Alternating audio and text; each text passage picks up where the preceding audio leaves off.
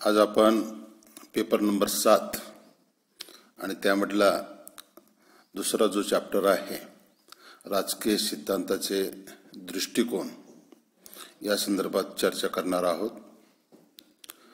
राजकीय सिद्धांताचा अभ्यास करत असताना एक विशिष्ट असा अप्रोच वेगवेगळ्या राजकीय विचारवंतांनी समोर ठेवलेला आहे।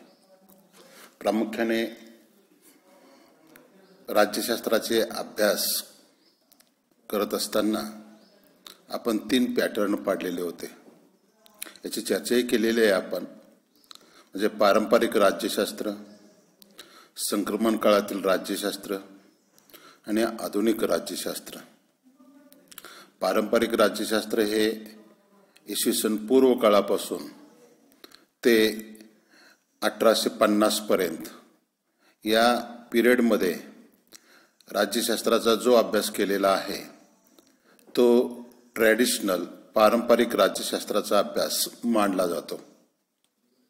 त्याच्यानंतर 1850 ते 1950 हा 100 वर्षाचा जो पिरियड आहे याला राज्यशास्त्राचा संक्रमण काळातील अभ्यास असं संबोधलं जातं, म्हणावं लागतं।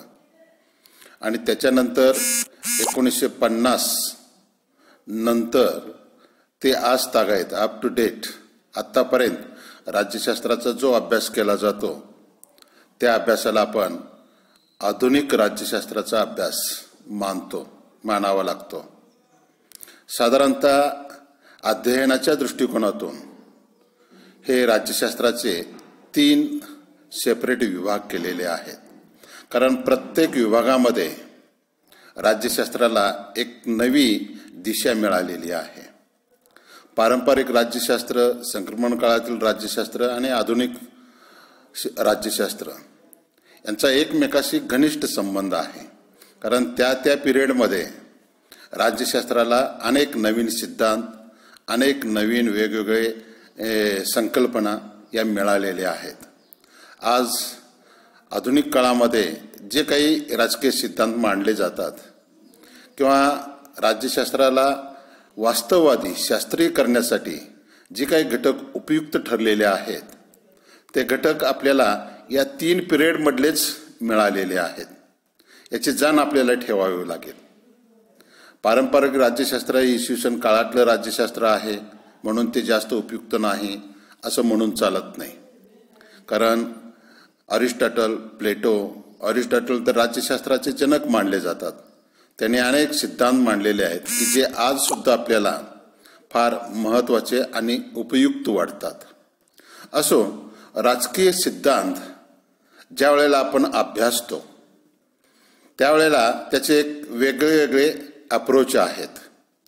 प्रामुख्याने अभ्यासाच्या दृष्टिकोनातून जर बघितलं तर आदर्शवादी दृष्टिकोन आणि अनुभवजन्य दृष्टिकोन हे 2 दृष्टिकोन फार महत्त्वाचे आहेत। राजकीय सिद्धांताच्या अभ्यासासाठी आदर्शवादी आणि अनुभवजन्य असे 2 जे दृष्टिकोन मांडले जातात त्यांनी फार मोठी छाप राजकीय अभ्यासामध्ये निर्माण करून ठेवलेली आहे। राजकीय सिद्धांताचा अभ्यास हा राज्यशास्त्राचाच अभ्यास मानला जातो आणि त्यामुळे आदर्शवादी आणि अनुभवजन्य दृष्टिकोन राज्यशास्त्राचा एक पाया आहे असं म्हणायला काही हरकत नाही। पारंपरिक राज्यशास्त्राचा अभ्यास त्यावेळी लोकांनी आदर्शवादी दृष्टिकोनातून केलेला होता, तर आधुनिक राज्यशास्त्राचा अभ्यास हा अनुभवजन्य दृष्टिकोनातून केलेला आहे। अनुभवजन्य म्हणजे जी वास्तव परिस्थिती आहे, प्राप्त परिस्थिती जी आहे त्या प्राप्त परिस्थितीच्या आधारावर राज्यशास्त्राचे अनेक सिद्धांत आज मान्यता पावत असलेले आपल्याला दिसून येतात। साधारणतः आदर्शात्मक किंवा आदर्शवादी दृष्टिकोनाला मूल्याधिष्ठित दृष्टिकोन असं मानलं जातं। म्हणजे काही विशिष्ट मूल्य, काही तत्वे गृहीत धरायची। उदाहरणार्थ प्लेटोनं जे सिद्धांत मांडलेले आहेत ती मूल्याधिष्ठित आहेत। मूल्य गृहीत तत्व ध्यानात घेतली आणि ती गृहीत तत्व ध्यानात घेऊन राज्यशास्त्राचे त्यांनी सिद्धांत मांडलेले आहेत। आदर्शवादी दृष्टिकोनात टोटली राजकीय मूल्ये, राजकीय तत्वे, आदर्श, प्रमाणके मानून चांगल्या समाज व्यवस्थेचा आणि चांगल्या राजकीय व्यवस्थेचा कसा आपल्याला शोध करता येईल याकडे त्यांनी पाहिलेलं आपल्याला दिसून येतं. पण आधुनिक काळामध्ये अनुभवनिष्ठ जे काही दृष्टिकोन आहेत त्यामध्ये प्रत्यक्ष वास्तव परिस्थिती काय आहे वर्णनाला अजिबात स्थान दिलं जात नाही. राजकीय मूल्य प्रामाणिक यांची काही जी बांधिलकी होती याला ते महत्त्व देत नाहीत. काय होते आणि काय आहे यापेक्षा काय असावे याच्यावर आदर्शवाद्यांनी अधिक भर दिलेला आपल्याला दिसून येतो. अनुभवजन्य दृष्टिकोनाला मूल्यनिरपेक्ष दृष्टिकोन असेही म्हटले जाते. अनुभवजन्य दृष्टिकोनात राजकीय व्यवहारातील प्रत्यक्ष अनुभवाला विशेष महत्त्व दिलं जातं. अनुभवजन्यांना काय आहे हेच महत्त्वाचे वाटते. अनुभवजन्य दृष्टिकोनात फक्त विश्लेषण करणे, स्पष्टीकरण करणे यावर अधिक भर दिलेला दिसून येतो.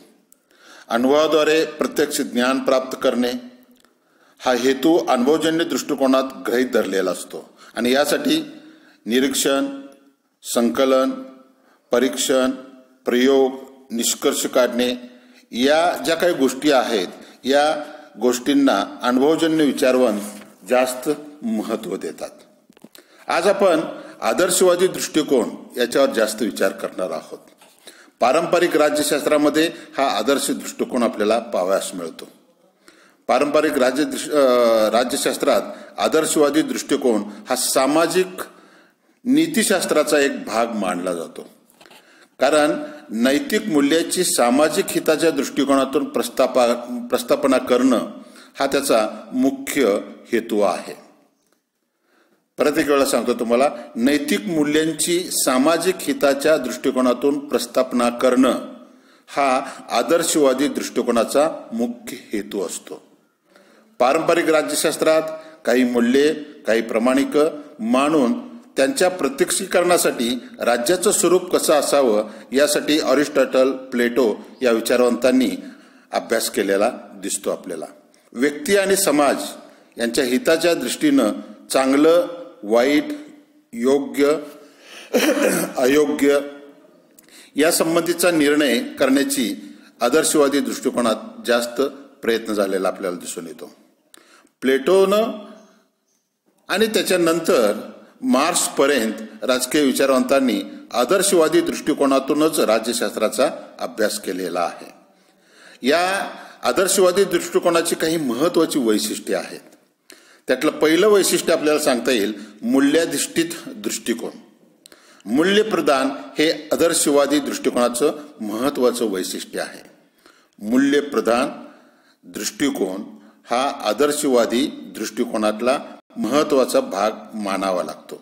आदर्शात्मक म्हणजे काही मूल्य आणि त्याच्याशी आपण बांधील राहणं, काही मूल्ये आदर्श प्रामाणिक मानून त्यातून राज्याचं स्वरूप कसं असावं यासंबंधी विवेचन करणं होय.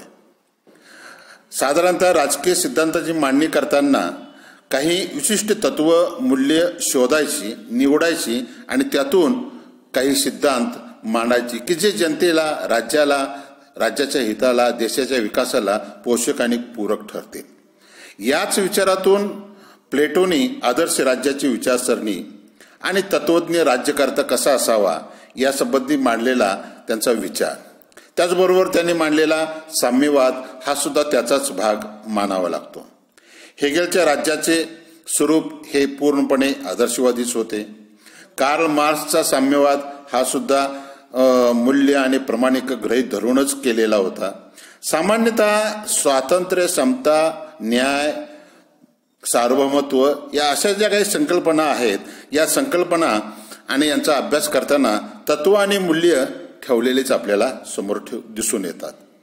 आदर्श समाजाची मांडणी करत असताना ज्या उद्देशानं राजकीय विचारवंतांनी आदर्शाची निर्मिती केलेली आहे त्या सगळ्या आदर्श राजकीय संस्था, राजकीय क्रिया प्रक्रिया, राजकीय वर्तन आणि चांगलं, योग्य, वाईट, अयोग्य या सगळ्या गोष्टींचा यात आपल्याला मूल्य समोर ठेवून विचार केलेला दिसून येतो आणि मूल्यांना अधिक महत्त्व दिलेलं आहे. चांगलं जे समाजाला आवडेल, भावेल, लोकांना सहज ते मान्य होईल अशी जी काही मूल्ये आहेत, तत्व आहेत किंवा ज्या काही चालीरीती आहेत, त्या चालीरीती, ती मूल्य आपल्या सिद्धांतात आली पाहिजेत असा आग्रह या आदर्शवादी दृष्टिकोनामध्ये आपल्याला दिसून येतो. या आदर्शवादी दृष्टिकोनात आणखी एक महत्त्वाचे वैशिष्ट्य म्हणजे तत्वज्ञानाची बैठक. तत्वज्ञानाची बैठक. राजकीय सिद्धांताचा आदर्शवादी दृष्टिकोन हा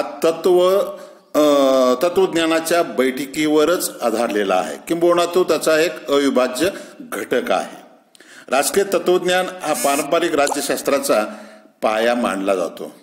केवळ तथ्याच्या, संकलनाच्या किंवा माहितीच्या आधारावर कार्यकारण संबंध समजून येत नाही, तर तत्वज्ञानाच्या आधारेच ते आपल्याला समजू शकतं असं त्यांचं मत आहे.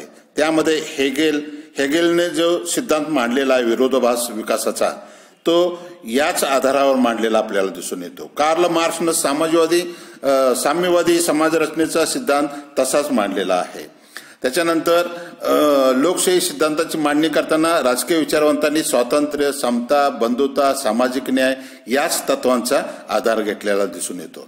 म्हणजे एक तत्वज्ञानाची बैठक आदर्शवादी दृष्टिकोनाची एक महत्त्वाची बाजू आहे किंवा पैलू आहे असंच आपल्याला म्हणावं लागतं. तिसरं महत्त्वाचं वैशिष्ट्य आपल्याला सांगता येईल अनुगामी पद्धतीचा अवलंब. आदर्शवादी दृष्टिकोनाने अनुगामी पद्धतीचा वापर करून किंवा त्यांना स्वीकारून राजकीय सिद्धांताची मांडणी केलेली आपल्याला दिसते. सामान्याकडून विशेषाकडे जाण्याची निगमनात्मक पद्धत ही स्वीकारून अंतिम निष्कर्ष काढले जातात. काही तत्व, काही मूल्ये गृहीत धरून त्याच्या आधारे मूल्यांची आणि तत्वाची मांडणी महत्वाच्या पायऱ्यापायऱ्यांनी, महत्वाच्या टप्प्याटप्प्याने रचना करून निष्कर्ष काढले जातात.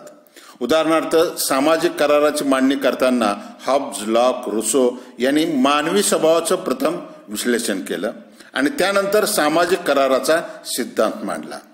प्लेटोनं न्यायाचा सिद्धांत मांडताना प्रथम न्यायाचं परंपरागत, क्रांतिकारी, व्यवहारवादी अशा सिद्धांताचं खंडन करून त्या आधारे सामाजिक न्यायाचा सिद्धांत मांडलेला दिसून येतो.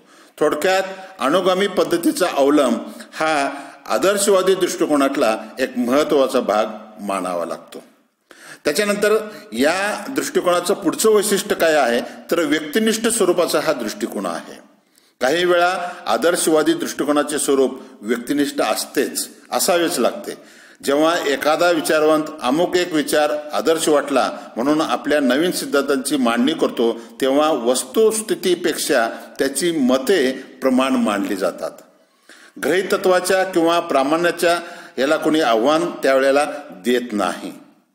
त्यामुळं त्याने स्वीकारलेली चुकीची गृहीत तत्वे आणि त्यावरून काढलेले निष्कर्ष हे काही वेळेला चुकीचेही निघू शकतात. राजकीय विचारवंतांच्या स्वतःच्या काही धार्मिक आणि तात्विक कल्पना असतात, त्या पूर्वग्रह असतात आणि ज्यामुळे जे आहे त्यापेक्षा वेगळे असावे असे त्यांना वाटते आणि त्यांचीच मांडणी करण्याचा प्रयत्न ते सतत करत असलेले आपल्याला दिसून येतात. उदाहरणार्थ राज्याच्या उदयाचा ईश्वरी सिद्धांत, दैवी सिद्धांत ज्याला म्हणतो आपण, तो सिद्धांत जर आपण बघितला तर त्यामध्ये राजाने